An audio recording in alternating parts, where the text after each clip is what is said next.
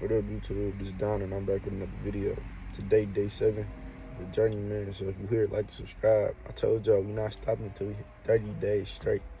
We probably not gonna even stop after that, man. But still, that's the point. We're not stopping. We're going 30 days straight of grinding, trying to get results and stuff like that, man. As you can see from the title of the video is simple ways to get wealthy or simple ways to get rich. You know, they're the same thing. But start the video off, I'm gonna go with the first thing, and that's the rich focus on ownership. No matter if that's owning your car, your house, real estate, stocks, anything that you don't have to pay on, man. Anything that you don't have to continually make payments on and lose money in interest is a great investment. You know, it really helps you save a lot of money when you own things, especially if you own assets that bring in money. So say you own a fancy car, and you own it, you can use that car to make more money by renting it out or things like that. Or you can, another way, you can own real estate. To be honest, you can own real estate, and real estate can bring you money. Whatever you do, you should try to own, because you're not losing money on monthly payments, you're not losing money on interest and things like that. Once you pay for it, you're done paying for it. So majority of the rich, if not all, well, I'm gonna go all the rich, they all focus on ownership. Everything they do, everything they have is owned. Another thing I have is they build multiple sources of income. The multiple sources of income, honestly, is the main thing that you need to get rich, because without different sources of income, you only relying on one thing, and if that one thing slow down, there's no way you're gonna get rich if you don't have money coming in from that one thing. So you should always have multiple sources of income, no matter what stage you are in your life. If you're rich, broke, middle class, lower, anywhere you are, you should always try to strive to have multiple sources of income, because having multiple sources of income boosts how much money you have coming in, even if something falls down, man. So say you got a 9 to 5, you also got a business. You got a power washing business. One week the power washing business might not get no traction because it rained every day, but just because you got that 9 to 5, you got another source of income, you're gonna be straight. You can make it through your daily lives or everyday lives, just because you got something else to depend on. You're not just depending on one thing.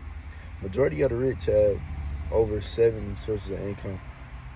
Well, that's the rich. Honestly, man, it's hard to have 7 sources of income, but the majority of the rich have 7 sources of income. To me, I advise the regular or average person, not regular, average person, to at least have at least three to 4 sources of income, man. I mean, the lowest I would say is 2, but I would at least say have 3 sources of income. That way, that's how you know you always got money coming in, no matter what's going on, what's happening. You always got a safety net to depend on. And that's mainly what it's about. Another thing is the rich understand delayed gratification. To get rich, you have to understand it's not gonna happen overnight, and if it does, I don't think that's a good thing, man. Majority of the people, if not majority, 95% of the people that win the lottery go broke within the same or next year, and that's because they don't have financial literacy. They don't know what it took to make that type of money. So when they get that type of money, they don't know how to use it, how to invest it, how to develop it. They just get the money and spend the money thinking it's always gonna be there when it's not. Man. So you have to understand delayed gratification is one of the biggest things, because you have to just trust the process. You gotta look farther down the road. You can't look short term and look at what everybody else got. Another thing I want to say is you have to look for the long term, man.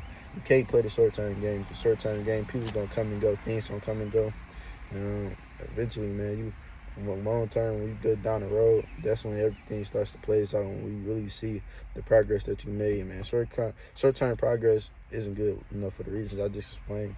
Well, it is good depending on how you take it and how you look at it, man. Because once a lot of people get short term progress, they end up just lacking, or not doing the steps that they were doing to lead up to that progress. So if it take longer to do the things that you want to do or attain the riches that you want to achieve, you still gonna put that work in, because you know how much work it takes, how much time you put into making that much money, or even doing anything in your life, man. If you're doing something in your life that requires time and it requires a longer stint of time, you're gonna be more grateful for when you get in. You're gonna want to keep putting the work in to see how much further you can get after you do that. You know what I'm saying?